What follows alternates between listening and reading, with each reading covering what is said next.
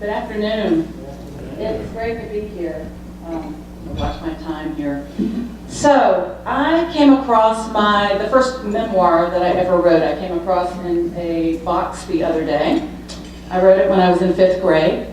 And it has all kinds of scintillating facts about my Girl Scout camping trips and sharing a room with my sister and so on. But the page that I really took note of was called My Future. And what it says is, I would like to keep taking piano lessons and become very good at it and play in concerts. I would also like to be a stewardess because I like airplanes, and I would like to serve meals on airplanes because it would help with my balance. I would then like to be a housewife with many children. So I'm 0 for 0 on those predictions. And the interesting part is not a single one of those was anything that I really wanted to do. I hated my piano lessons and I quit shortly thereafter. I had only been on an airplane once, and although I think it sounded glamorous, and so I threw in the balance part so that my teacher wouldn't think I was shallow. And I never found a house to marry, and ended up with no kids. But at any rate, I ended up kind of choosing a life that in some ways chose me, and I think that is how a lot of us come to be. The life I chose was what you see on the screen. It was the event industry, and couldn't have been further than being well, maybe it's kind of similar to being a housewife with many children, but you know, I basically spent 30 years putting on special events. A lot of them had mortgage-sized budgets. There were a lot of ribbons that were cut and buildings that were topped out and grand openings, and we celebrated top producers. And the thing that really held it all together, the thing that happened at every single show, there was always a moment that we were working for. I mean, we had been working for it for months. And when it was about to come, I mean, the hairs on my arms would stand up, and I'd trace the script, and I'd sit on the edge of my seat, and I'd lean into the communication system that talked to the technicians, and I'd say, cue the ballyhoo. And that's when, you know, the music played, and the confetti splayed, and all the lights went off, and the audience rose to their feet and applauded the top producer at the stage. And man, it was a thrilling moment. And for 15 years or so, in the first 15 years or so of my business, that was enough to sustain me. And it wasn't just the ballyhoo that was happening at the special events. I had my own little private ballyhoo going on as well. You know, I was actually making some money. I was winning awards. I was featured in magazines and things. And for a long time, that felt like enough. And then after a while, I started realizing, you know what? That kind of stuff really, when it comes down to it, feels a little bit like empty calories. It's not really the stuff that sustains us. So it really wasn't what I imagined my life to be. And I woke up at one point about 15 years into my business, and I really found that while I liked what I was doing, I really didn't like my life very much. So I chose to go on, I did something relatively exotic, I guess. I went on a 2-week walk, silent walk across the Sahara Desert. And I did it in total desperation. My family thought I was nuts. My parents actually thought I was joining a cult, so they didn't speak to me for a couple months. My friends thought I was crazy. I probably talked to some of you in the audience who thought I was a little, but it was something I needed to do. And I don't know if anybody's read Anne Lamott's new book, which has come out, which is called Stitches. One of the things she says in it is that it is not now, and never was, in anybody's best interest to be a seeker. It's actually in everybody's worst interest. It's not convenient for the family. It makes them feel superficial or expendable. You may end up looking nutty and unfocused, which does not reflect well on them. And you also may reveal awkward family secrets, like that your parents were insane, or probably should have raised Yorkies instead of human children.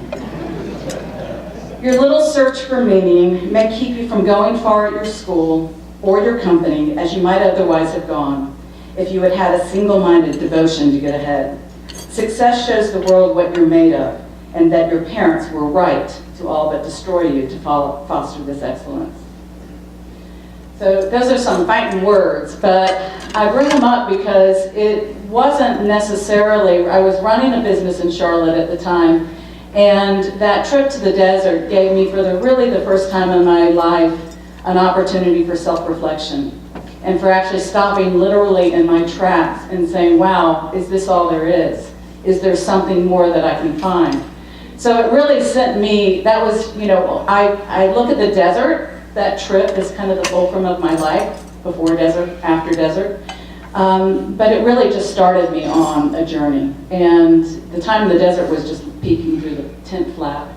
So I started traveling the world, and this is at Machu Picchu, so anybody who hasn't been and is thinking about going to Peru, I highly recommend it.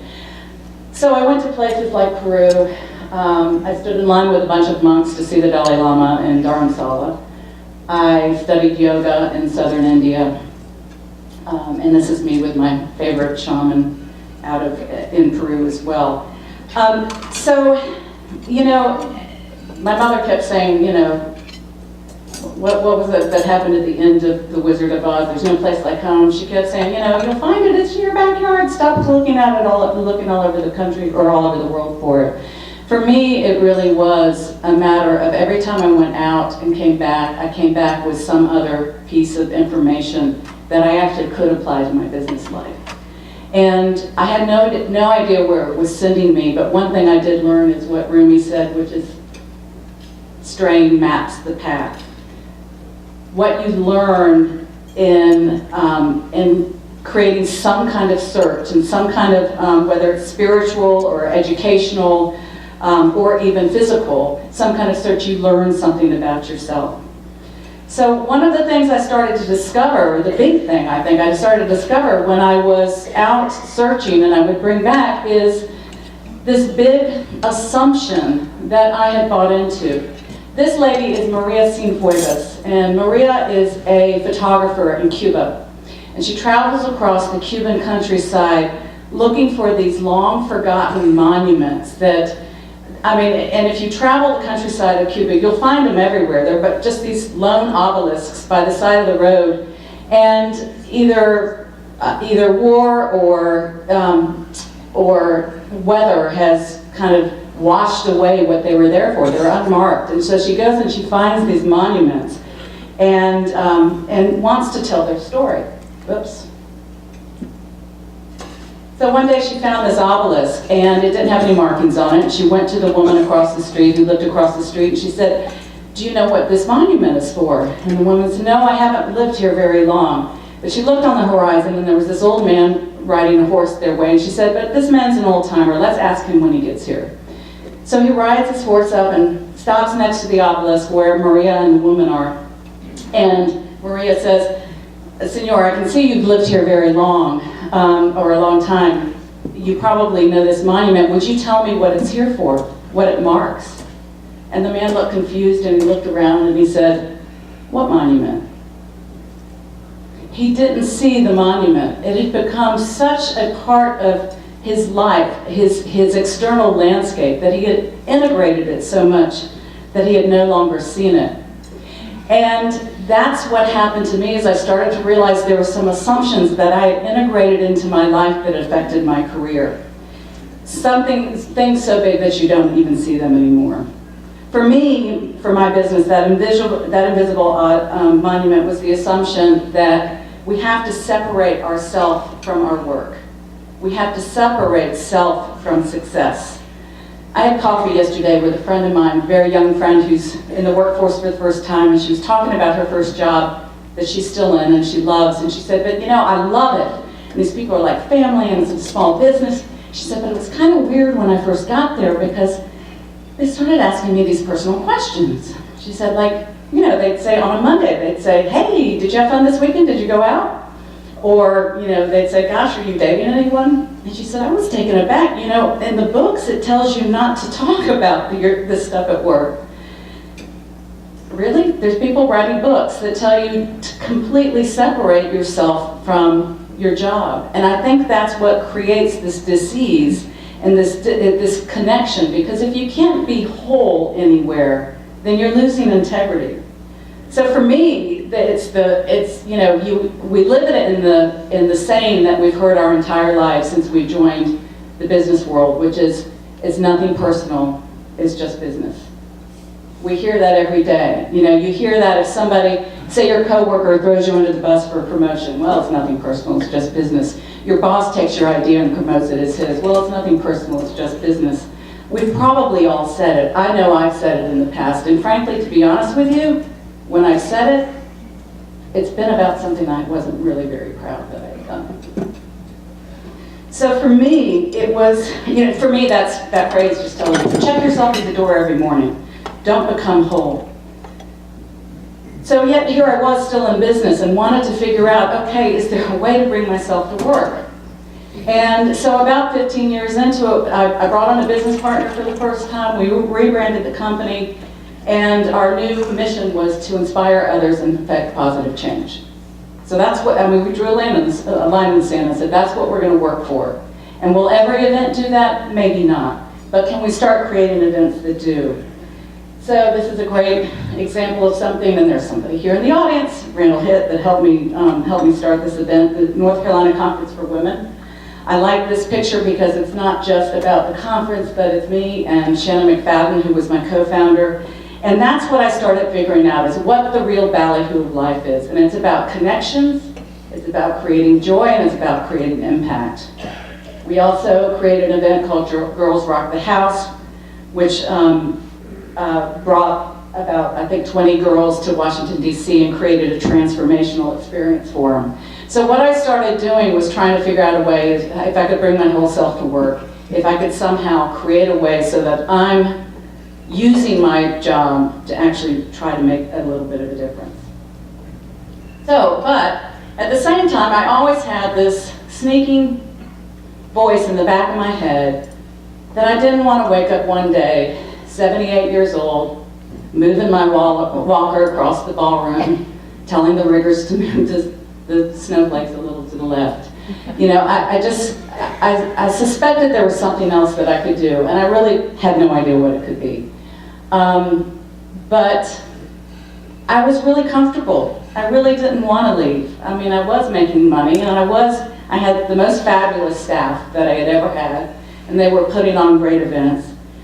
But as Anne Lamott says later in her book, she says, so you and I stuck to the family plan for a long time because your success made everyone else so happy, even if you made yourself frantic and half dead trying to achieve it. You couldn't win at this game and you couldn't stop trying. At least it was a home to return to, no matter how erratic, which is better than no home at all. So I was kind of still riding along in my job and running my business, and felt like, I probably, unless I was uncomfortable, there was no reason to leave. So then one day on Christmas Eve 2008, I got pretty uncomfortable when a U.S. Postal Service truck T-boned me, and led to a number of months out of the office, which led to a time of reflection for me, and thinking, okay, well, that might be the tap on the shoulder, and it literally was my shoulder, my collarbone, that the universe has been looking for. So after a couple of years of struggling through the recession and struggling through what had happened as a result of my accident, I decided to sell my business to one of my key people. It was the year that I was turning 50 years old, my business was turning 25 years old, and Cassie Brown, who ended up buying the company, was turning 40, and she always wanted to own a business before she turned 40, so it just felt like the right thing to do. I like big round numbers. So I sold the business, but you know what? It was still really scary, and it was still a matter of, this community had identified me with my company for 25 years. I had identified myself with my company for 25 years. And what I asked myself was, if I sold the company, would I still matter? Would I still have anything to say? How would I pay my bills?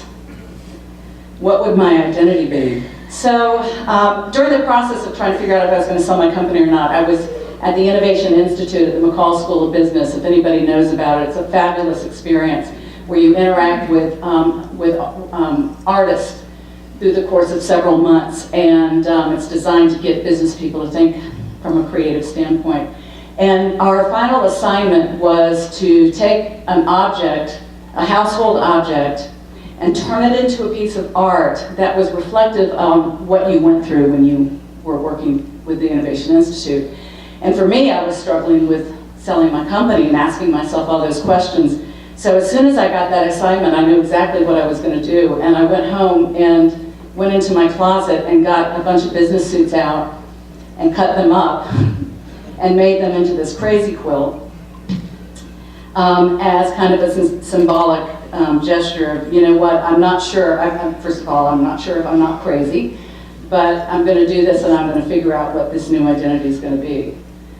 Still didn't know what I was going to do or how I was going to pay my bills, but a month later, Anthony Fox called me into his office and said, well, you've heard this thing called the Democratic National Convention is coming to town, and this is where I'd like you in terms of helping to plan it. So I spent 18 months planning that event, which was really one of the most rewarding of my career. But after it was all over, I knew it was finally time to kind of take a little bit of a break. There's a great story that I read once about this man who, he was actually a prisoner. He was trying to describe what it was like to be in prison. And he was telling the story of this underwater cave diver. And the guy was a scuba diver, and he was underwater exploring a cave when there was an underwater tremor, earthquake. And the rocks fell across the opening, and he couldn't get out. His exit was blocked. And he panicked and decided to do like anybody would do and started to fight, trying to move the rocks and trying to get the rocks away. And after that period of time, he just realized all he was doing was wasting his air. And people up above knew where he was, and he figured it was time to actually just conserve some air. So that's what I decided to do after the Democratic National Convention. Yep. Well, here, okay, so almost a year ago today, I was moving into this little casita. John pointed out that it was he checked, it's 95 degrees in Costa Rica this morning. And I decided I was going to take that break that I had never taken when I sold my business, and I had always wanted to write a book, and I started thinking about this book literally 15 years ago when I was in the Sahara Desert. Tried to write it at some point about 12 or 13 years ago. Realized I had the idea, but I didn't have a life yet. I had not actually lived that search, so I decided to move into this casita. People ask me, well, you know, are you afraid? Are you worried? What are you going to miss? Frankly, the only thing I was really worried about missing were my 2 cats. And so I got a cat sitter for that. And then the day after I moved in, the jungle sent me a cat. This is Luna. Can you tell? She literally showed up the day after I moved up. I opened the sliding glass door, and there she was looking at me, you know, like, okay, you're late. I've been waiting for you. So spent some time in Costa Rica really searching about what's going to be next and using a lot of that time to reflect. This is a howler monkey, which is otherwise known as a Costa Rican alarm clock. Just to give you an idea, I did not, people think I had this really exotic adventure to Costa Rica. I was the most homebody person you ever can imagine. This was my transportation, and I could only go as far as this beaten up old bike could take me, and that wasn't too far. And I spent most mornings, I'd go to yoga class, I'd go for a walk on the beach, and I'd write. Luna would sit next to me, and I would sit and I would write. It gave me that space in that room that I had kind of been looking for to figure out, to really look at, okay, what is the ballyhoo of life? What is it that we're trying to achieve? On June 13th, 2:39 p.m., I wrote the end. So this book that I pretty much started 15 years ago, I finally finished. So that was June 13th. On June 14th at 8 p.m., my computer was stolen. So I spent, it was backed up to the cloud. But I spent 24 hours not knowing if it was backed up to the cloud. And I can tell you there was nothing Zen-like about me during those 24 hours.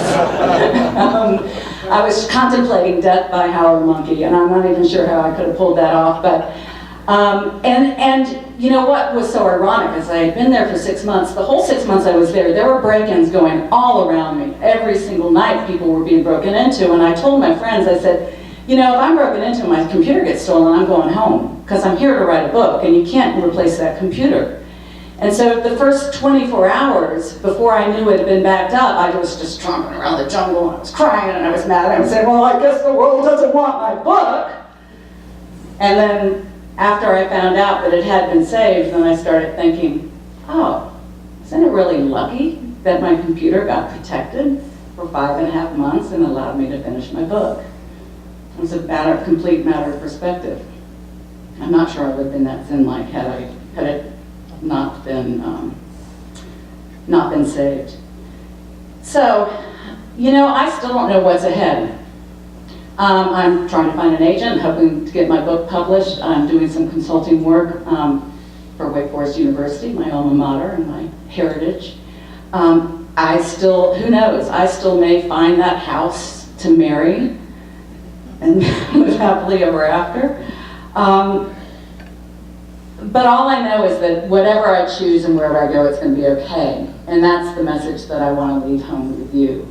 Is that, you know, somewhere in your life there's probably an invisible monument, some kind of assumption that you have that allows you not to be able to pursue something that's been nagging at you your whole life, that's in the back of your mind. So there's a Sufi story about a man who is racing through the jungle and he's being chased by a ferocious tiger. And he's racing, he's going so fast that he just races right off the cliff.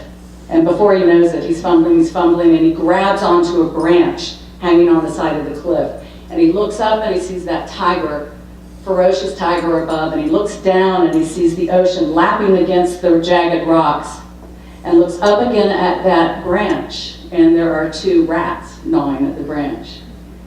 And he screams out to anyone that will hear, "Oh Lord, help me!" And he hears a voice that comes back and says, "Of course I'll help you. But first you must let go of that branch." So what are you holding on to?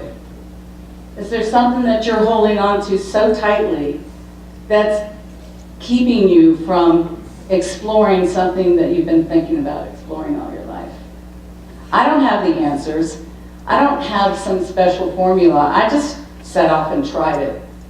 And that's all you need to do. So I challenge you to really think about your life going into this next year and think about something that you might want to do.